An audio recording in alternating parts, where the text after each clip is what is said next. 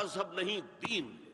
مذہب کا لفظ اسلام کے لیے قرآن میں آیا ہی نہیں، لفظ مذہب آیا ہی نہیں، جہاں تک حدیث کا علم مجھے ہے وہاں بھی نہیں آیا۔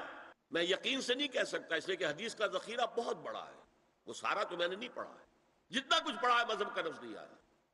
اور ہمارے ہاں مذہب کی اصطلاح ہمارے سلف میں مذہب حنفی، مذہب مالکی، مذہب شافعی، مذہب حنبلی، یہ ہمارے مسلکوں کے لیے آیا ہے مذہب۔ تو مذاہب یہ ہے، اسلام دین ہے، ان الدین عند اللہ الاسلام، تو اسلام مذہب بھی ہے لیکن صرف مذہب نہیں ہے بلکہ حقیقتاً دین ہے۔ اسلام صرف قرآن پر قائم نہیں ہے۔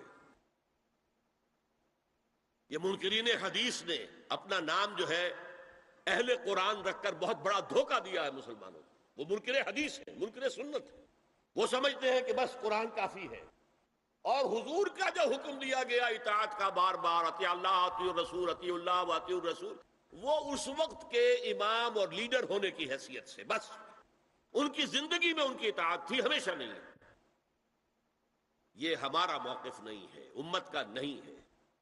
ہمارے نزدیک دو ہیں بنیادیں، کتاب اللہ و سنت رسول، اللہ کی کتاب اور اس کے رسول کی سنت صلی اللہ علیہ وسلم۔ تیسری بات بہت اہم ہے جو آج فلسفی بن کر سامنے آئے ہیں پردے کے خلاف، قرآن پر تدبر کرنے میں دو پہلو ہمیشہ سامنے رہنے چاہیے۔ ایک ہے اس کی تعویل خاص، ایک ہے تعویل عام۔ اس کو سمجھ لیجئے کہ اصطلاحات سے آپ ڈر نہ جائیں۔ دیکھیے، قرآن ایک خاص دور میں اترا، 610 عیسوی سے 632 عیسوی تک 22 برس میں قرآن نازل ہوا۔ نازل ہوا حجاز میں، مکی صورتیں ہیں تو مکہ بھی حجاز میں ہے، مدنی صورتیں تو مدینہ بھی حجاز میں ہے۔ تبوک کے آتے جانے میں اگر کچھ اتنی ہے تو وہ بھی حجاز ہے، تبوک بھی اسی کا آخری سرا ہے۔ ہجرت کے دوران اتری ہے تو وہ بھی حجاز ہے، تو یہ حجاز میں اترا ہے، اور وہی لوگ اس کے اولین مخاطب تھے۔ لہذا قرآن مجید میں جو چیز بھی نازل ہوئی ہے وہ اس وقت کے ماحول کے ساتھ کوئی نہ کوئی اس کی نسبت تھی، تبھی وہ سمجھ سکتے تھے۔ ہوا میں باتیں تو نہیں ہو سکتی۔ لیکن قرآن ہدایت ہے ابد الآباد تک کے لیے، یہ صرف اس وقت کے لیے ہدایت نہیں، آج بھی یہی ہدایت ہے، قیامت تک یہی ہدایت رہے گی۔